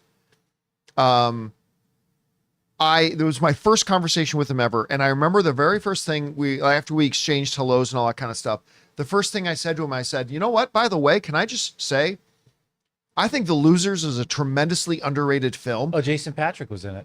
Oh, that's right. And he immediately lit up. He was like, right? I'm like, yeah, that's a tremendously underrated. Dude, he goes, he said, it's one of the films to me that, you do a lot of films that you're proud of, not proud of, but that's one that I'm really surprised that I was in that didn't get more love like that. I love that movie. I'm like, I love it too. We totally bonded over that. So man, that one was 15 years ago. Wow, that is. And by the way, guys, if you haven't seen The Losers, I'm not saying it's one of the greatest superhero movies ever made. I'm absolutely not saying it, not at all. But it's a fun movie, and I think it did not get the love it deserved. Go check it out if you get a chance. Chris Evans should never rock a goatee again. Unless, again, he is evil Captain America. Exactly. Because as Chris says, how else will we know he's evil? All right, what's next? Garden Variety says, love how the Gorman military city had walls reminiscent of old Spanish fort towns like Fort Augustine with star shape for overlapping fields of fire. sometimes sci-fi can be at its most effective when it gives us common ground that we can associate or understand. They absolutely gave Gorman a European feel, right? Like everything from the architecture, the accents, all that kind of stuff, the fashion, the culture. They absolutely kind of try to give it that European kind of feel. And I think by giving us that kind of touchstone that we associate with, we can understand this, it just kind of brings it to life even more. So I really like the way they did that. All right, what's next? We got late to the party. Yes. Hey, folks, someone was telling me about Metacritic, something that's kind of like Rotten Tomatoes. I've never heard of them. Are you familiar with the platform and how they work? As always, your insights are appreciated. Yeah, Metacritic uses kind of a straightforward kind of thing. It's like, let's give this example. If I gave a movie a 9, and Ray gave a movie a 6, and Jonathan gave a movie a 7 out of 10, then the average is 7, right? Couple up from Ray, halfway down from me, and right where Jonathan was. Then the average is 7. Yeah. I don't like that approach, to be honest with you, because it can get skewed really quickly. So like if you get two people who say a movie is a perfect Oscar-winning best movie ever, 10 out of 10, and then one person gives it a 0, then suddenly that number comes way down, right? To me, I prefer the Rotten Tomatoes approach, which is because, listen, all movies hit us all differently, right? And I love the purity of Rotten Tomatoes simply telling us this is the percentage of them that liked it. And this is the percentage of them that didn't like it. How much they liked it or how much they hated it isn't what's in question. It's more of a simple, straightforward, how many of them liked it? Because that gives me a better idea of what is the general odds now that I will at least like it. Maybe I'll like it, love it, think it's the best thing ever, but I kind of prefer that system. I always have. The thing I use Metacritic for is usually with video games. Like that's where more video game users use it. Yeah. The thing is, if you search, like, let's say the other day I was searching for Cabela's Hunt. I wanted to start playing those games and also Final Fantasy. If you're going to search and put Final Fantasy, I love the way the results are. At the side, you'll see all the scores. Then though, even around the score, you'll get like a color where it'll show you like what systems they're for too. And I love that because I could get a brief thing of which one I should play, which one was the best rated, which one to not touch. Yeah. Like if it's like 50 or 60, no, I want to go for the 70s, 80s, 90s. I love, because if you search for any video game, like at IGN or any other site, it'll just give you summaries with the main title of the article. But I'm looking for scores and I want them right away so I could, it's a lot easier than trying to find them on other websites. And I think that works better for video games than it does for movies. Yeah, exactly. So that's probably why it's more popular with the gamers. All right, what's next? Anonymous, I'm hoping the new TV series with Tom Felton will be available to stream, which depicts the life of Gandhi from the same books which inspired the movie. I believe it's going to run for 3 seasons and is being made by India. Would you like to watch it? Well, first of all, is this an actual thing or is this something? Is this a theory? No, it's an actual thing, but I have no idea. Felton, this is the kid who played Malfoy, right? Is that not him? The kid who played Malfoy in Harry Potter? I think that's him. I might be completely wrong about that. Yeah, no, you're right. It is. Okay. So, I mean, listen, the story of Gandhi is unbelievable. I mean, it's one of the greatest movies ever made. So I'd be curious to check something like this out. It's just straight up called Gandhi. It's a TV series. And it is. I hadn't even heard of it being in development, to be honest with you. But yeah, this is something that interests me for sure. Thanks for putting it on my radar. All right, what's next? Darius or Darius. 102. Hello, I would like to recommend a show on Netflix called Orb on the movements of the Earth. It follows the idea of heliocentrism and those who possess it as they fight for the freedom of knowledge against religious persecution in the 15th century. Yes, the show is anime, but it's not indicative of its contents and how it presents itself. This is a historical drama. It's handled as such. Anime is a medium, not a genre, so I hope any who are interested, check it out. Again, listen, one of, I think, the best uses of our viewer question segment is when people get to bring stuff to the forefront for other viewers. I've had so many people over the years, Brian, say, I started watching this because one of your viewers wrote in about it. Now, listen, I'm going to be honest with you. That doesn't sound like something that interests me. That's fair. But the really important part is that you've probably just put this on a lot of people's radars who otherwise maybe not have known of it, because Netflix is terrible at promoting their own content. And that's always a good thing. So thank you for sharing that, man. You know, on the same line of anime, I'm not huge on it. Like I do enjoy it though. And I just saw yesterday, I added it to my queue on YouTube. It's a fan thing, but it's an anime of Heir to the Empire that they're putting out episodes of. So I added it to my queue. We'll see if it's any good. All right. What's next? Jake Galbo, we got, two-parter, and both are for 69, dude. Wow. Yeah. Thank you, Jake. That's incredibly generous of you. For and risque. $38. Oh my God. Okay. Jake, what do you have, man? We got Mr. Campea. I'm happy to see that you will continue for another year. I live alone. I also work alone. No co-workers. Your crew is who I have to share movie love with. I will miss you all when you finally say goodbye. I've been watching for 11 years. Wow. Also, good Canadian kid. I took your Dr. Love advice that you gave me. I have a date. Our first movie will be to see together, or we will see together, is Thunderbolts. So hopefully it's good. P.S. You're not a nobody. You brought so many movie fans together from all over. Oh, well, first of all, thank you for watching for so long. I appreciate that very, very much. And thank you for supporting our channel on that level, dude. Yeah, listen, I remember when I first left my job and started doing the John Campea shows, my own YouTube channel, working solo. One of the big things that was hard adjusting to, and this is even true when I left my job at the law firm and I started doing like the movie blog. It is a big adjustment when you live alone and you work alone. Yeah, man, it becomes important to get out of the house when you can. It's kind of like there are certain benefits for getting to work for yourself from home.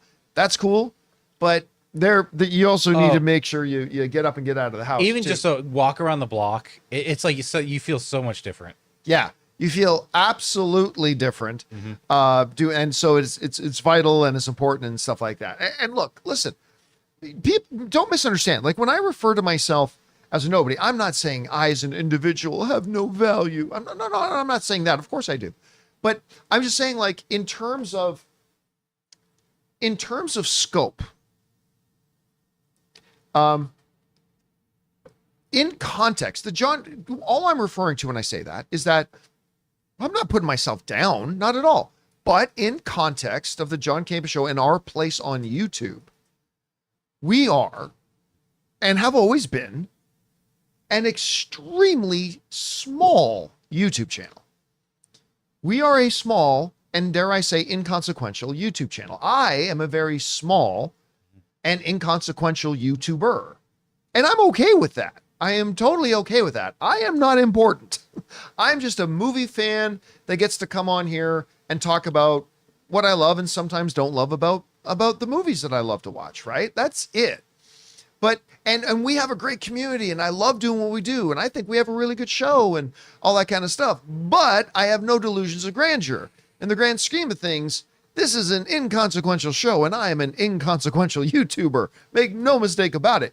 And I've done it like that for nearly 20 years and I'm totally comfortable with it. I love what I do and I love the audience that we have, the community we have, the people I get to work with, and that's good enough for me. So I certainly don't mean like as a person outside of the YouTube channel that I'm a nobody. Of course I'm somebody, but in terms of the YouTube channel and our place in the greater YouTube community, we are an insignificant tiny speck.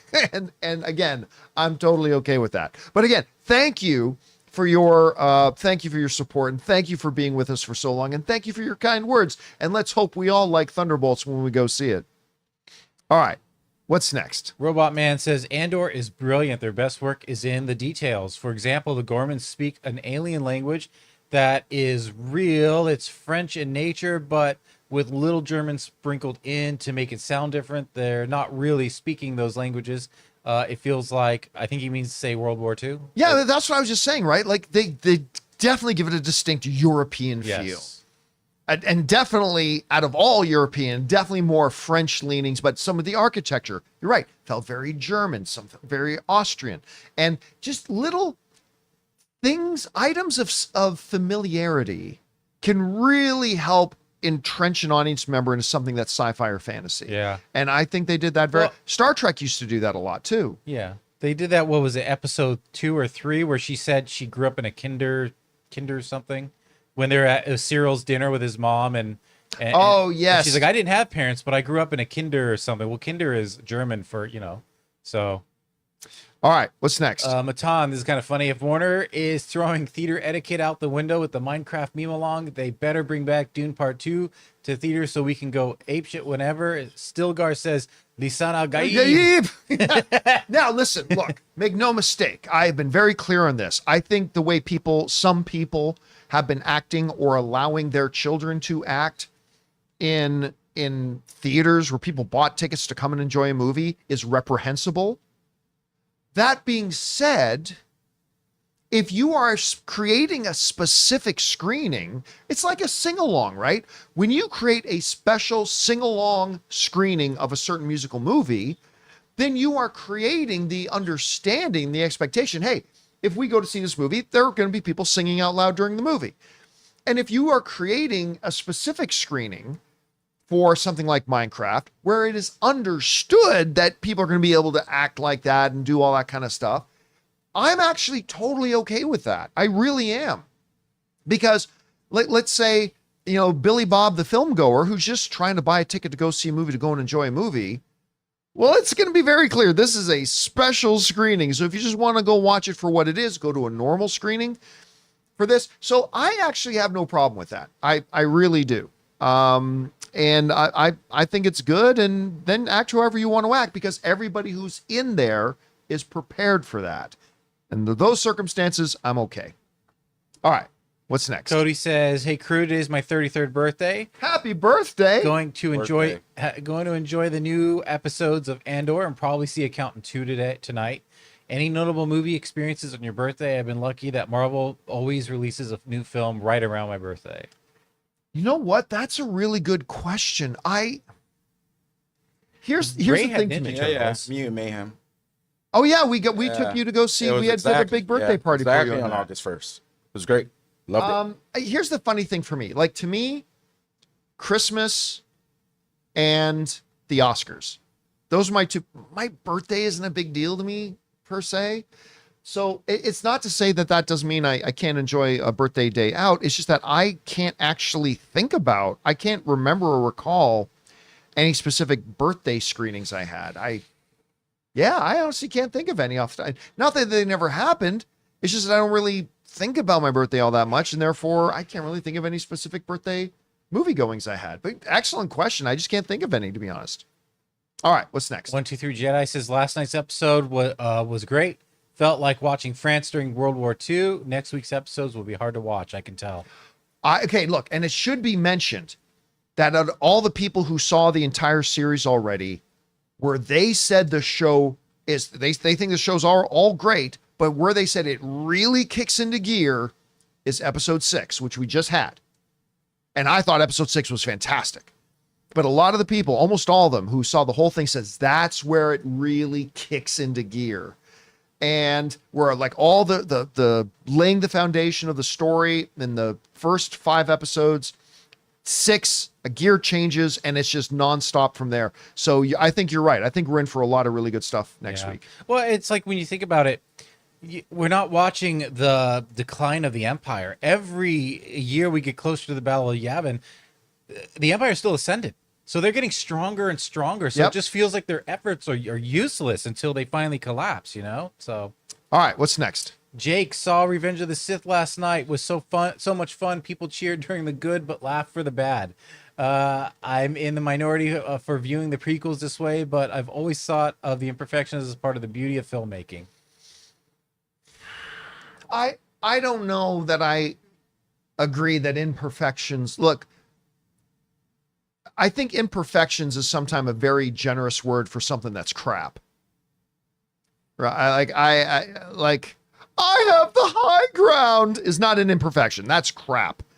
It's like, excuse me, Mr. Obi-Wan, sir, but at like 43 different points in your fight with Anakin, one of you have been standing a few feet above the other. Why is this suddenly now I have the high ground? Like, that's not an imperfection. That's complete garbage.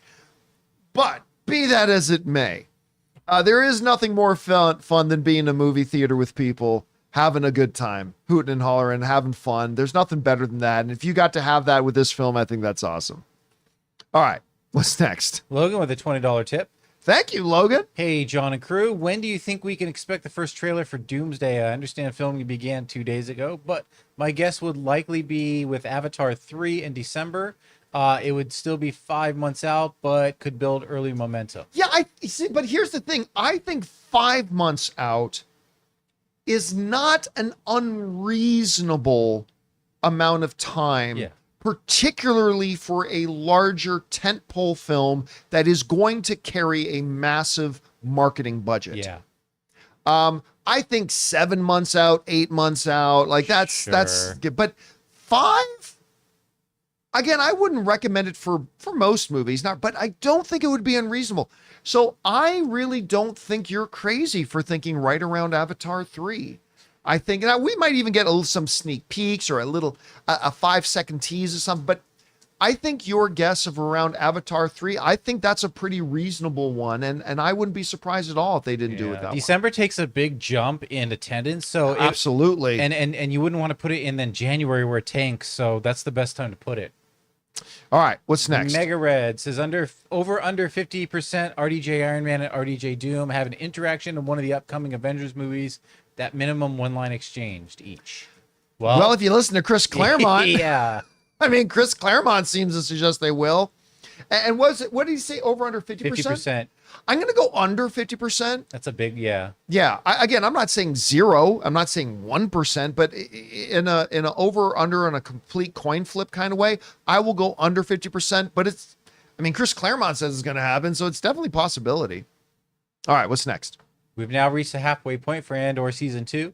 My thoughts so far, I still don't care about Cassian or the other rebels. I'm more interested in seeing Luthen, Mothma, and ISB. Cyril is growing on me, though. I definitely care. I mean, look, one of the things that Andor, where Cassian himself really took a big step forward, is seeing him on Gorman. And he's the expert, right? At this point in his career with Lumen, he's the expert. He said, look, you got people following me. You took an unnecessary risk by coming here at this point early. You've got to be patient. And so to me, even in just that one scene, Cassian himself as a character took a major, major step forward. That being said, as much as I love Andor, the show, I admit that he's not in my top 3 favorite characters. I definitely like him as a character, but Lumen is my favorite character. Mon is right up there with him. Hell, I'm even becoming more and more fascinated with Lumen's right-hand girl. I can't even remember her name, but the main communications person who gives him lip. Right. She doesn't take his crap. Like, she does not take crap from Lumen at all. But listen, saying that your show is richly populated with rich, fascinating characters that are so good that they even overshadow your main character a bit, I don't know that that's necessarily a bad thing. All right, what's next? Optimus Prime. I keep saying Lumen as if unless I'm watching Severance. I mean, Luthen. Yeah. You can start calling you John. And you know what? I'm not. I guarantee you that's not the last time I'm going to do it. I keep thinking from Severance. I keep saying Lumen, and I'll probably continue to do it. I'm going to call you John. All right. C. What's next? Optimus Prime Rib. Just as annoying as the No More Original Films claim is when one does come out, they say it's not original because it's similar to past films. Sinners is just from dusk till dawn. It's not. It really is. Like I really question people who say that, oh, this is just dusk till dawn. I don't believe you actually watched Sinners. Yeah. Because are there thematic similarities? 100% there are. 100%.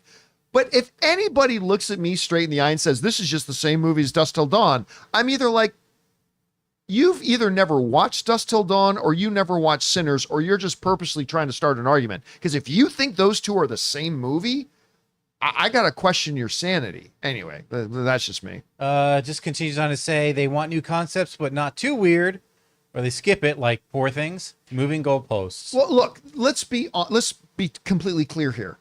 There is no song created today that does not have musical similarities to another song that came out at some point. There just doesn't. There is no movie today that you can put out, and this has been true since the 1960s. In the 1960s, there's no movie you can make that does not at least have thematic similarities to something else that has come out previously. Because in real life, there is nothing that happens that doesn't have something that has happened in history has some similarities to it.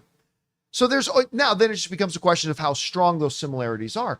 But yeah, listen, every movie that comes out today, even the most original of films, will have some thematic similarities to something that's come out before. Of course there is. Anyway, all right, what's next? Future Man, why has Cyril become my favorite character on Andor? Why do I love Cyril and Deidre so much? By the way, do you think Cyril is breaking good? Also, did anyone else get chills when Krennic suddenly appeared? He has an amazing screen presence and aura. Agree with everything.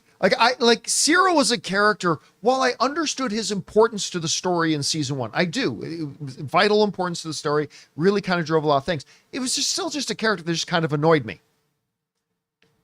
Total 180. I now love the Cyril character, and he is not breaking good. He's not breaking good at all. Like he's playing the role. He loves what he's doing. But man, I gotta tell you, I am starting to really love this character, and I don't know why. Anyway, what's next? Old Danny Boy has a two-parter. Hey, John, I know you're a big advocate for remakes and have commented on how it doesn't hurt anything if they're bad. We can just throw them away. I would politely disagree. We have seen several times in movie history where a remake or bad movie in general has caused plenty of damage to franchises that has discouraged studios from making them and audiences from seeing potential great movies that otherwise could have been made. I believe that it may be a case-by-case basis. I don't think that's true. I mean, that's like saying my focus is whether it was a remake or not. No, that's not true at all. As a matter of fact, Rob brought up a great a great situation. What was the name of the Colin Farrell, Bryan Cranston remake of an Arnold Schwarzenegger movie? It wasn't The Running Man. It was Total Recall. Total Recall, right? They put out Total Recall. People have different feelings on Total Recall. But I remember that came out while we were doing AMC Movie Talk. And I remember we specifically did a story where the rentals on the Arnold Schwarzenegger Total Recall spiked. Mm-hmm. It spiked. It actually increased interest in the original film. There is, I don't believe, like you say, there are examples. Give me an example. I would challenge you, my film loving brother. I would challenge you, say, what movie? Show me a movie, a remake that came out and it actually hurt the original. Statistically speaking, it has always done the opposite, even when the remake has been terrible. Look, obviously, what was the Infernal Affairs remake called? The Departed. The Departed was a Best Picture winning film, granted, but I even remember when that movie just first came out, and there were people complaining, "How dare you remake the great classic, Infernal Affairs? This is blasphemy, blah blah." And I remember talking about with people, it's like, there are so many people that never even heard of Infernal Affairs, and now its profile has been raised just by this movie existing. Now, of course, that movie The Departed was great and went on to win Best Picture and won Martin Scorsese his first Best Directing Oscar. But again, you can say there are examples. I do not believe there are such examples. I really don't. It's too nebulous because his argument of, and I'm not like trying to like put anyone down or anything, but the argument is too nebulous because what you're saying is, oh, but because this remake failed, that could have been an original film in its place. But that's all theoretical. That's all theoretical. Yeah. You don't know. The reality is there has never been a case where a remake has come out that has hurt the original film. I mean, there just hasn't been. So anyway, that would be my point on that, my friend. That's how I would see that. Anyway, what's next? I'd like to remind everyone that Scarface is a remake. Perry says The Fly is a remake. Yeah. The Thing is a remake. I mean, anyway, so yeah, let's keep going. Perry, if Marvel brings Ghost Rider into the MCU, what story should they tell and how? Should it be a movie or a series, or should they go with Johnny Blaze? I love Danny Ketch, but since a lot of us 90s kids grew up with him and not Johnny. 99% of the movie going audience has never read Either. a Ghost Rider comic Yeah. book. I mean, let's just be honest. 99% of the movie going audience has never picked up a Ghost Rider comic, right? So it really doesn't matter. It doesn't matter which one you go with, because you're literally just talking about, which side of the 1% do we cater to? It's not really relevant. So why not just go back to the original and do Johnny Blaze? I definitely think if they do, and I don't think they will, but if they do a Ghost Rider movie, I think it'll be Johnny Blaze, and I think it'll be a movie. I don't think it'll be a series. Yeah. That's the way I think they'll lean. Now, there's all this talk that they're going to do a Midnight Suns, and I don't really know if they've been saying that for years. I don't know if that'll happen. But if they do, I think it should be a movie and not star Nicolas Cage. All right, what's next? And I love Nicolas Cage. Don't get me wrong. I'm not trashing on Nicolas Cage. I'm just saying, let's move on. I kind of want to see the Surfer with that movie he's in. Henry Lemoyne, we have some members here. Hey, John, I know you were skeptical before, but at this point, I'd bet money Superman making $1 billion. The trailers were massive, and I think it being a start to new DC universe makes people more excited. It will be an event this July. Listen, I want to believe that. I want that. But for the majority of the average movie-going audience, the audience abandoned DC. They did. That's not an opinion. I mean, that we can just pull up the numbers. That's a statistical fact. They abandoned the DC on the movie screen. And while I think Henry Cavill, who I still have standing over here, it was the greatest Superman of all time, that's just me. I can't let my own personal feeling cloud the fact that I recognize that the audience rejected the DC world the way it was. They stopped going to them. And while people in movie loving circles are like, yeah, it's start of a new universe, to average film going fans, I don't think that's as big of a deal. It's going to take a little bit of winning over. Part of that winning over is maybe finding out over the course of a year or two that, oh, by the way, that new Superman movie apparently was really, really good, and start building on that. So listen, I hope you're right. I 100% hope you're right.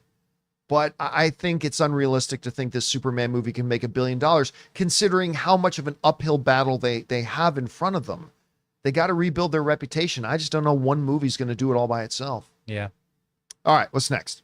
We got Marco says, interesting watching Andor. Don't know how to describe it, but it feels weird when they do everyday stuff like we do, i.e. look in the mirror, comb their hair, cook a mini barbecue in the kitchen, shut off the lights, eat cereal.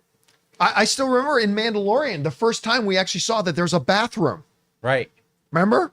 It's like, that just feels very real all of a sudden. Yeah. Even like Deidre in at the dinner with her mother-in-law or future mother-in-law, I just thought it was so interesting how we see her in like it wasn't a gown, but just her like dinner dress that it's like, oh, she wears earrings and she's not just always spying for the Empire. Nope.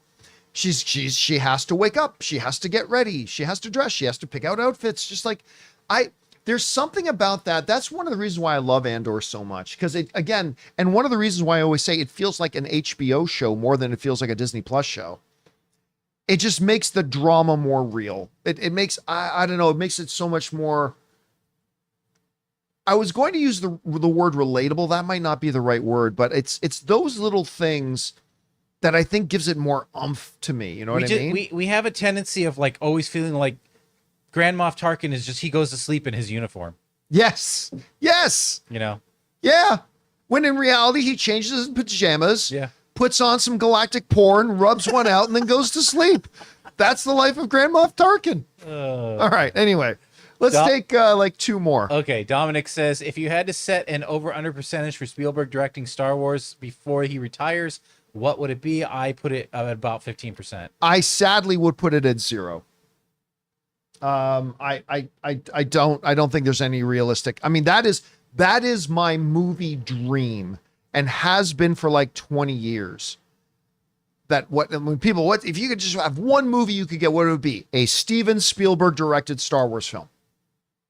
I just don't think there's any chance. I could have seen it. I could have seen it if they had carried on after Jedi around 88, like 87, 88, and it was another movie. Yeah. He could have jumped in around that time. Yeah. Listen, I think there have been many opportunities for him to do it in the past 20 years, but if he hasn't done it by now, I don't think it's ever going to happen. And listen, oh my God, if tomorrow our headline was Steven Spielberg announced to be developing a Star Wars movie. Oh yeah. I'll rub one out on camera, man. That would be the most exciting thing I had ever heard. I think that's going to be a stay-at-home day for me. Calling sick. So yeah, I just don't think it's ever going to happen.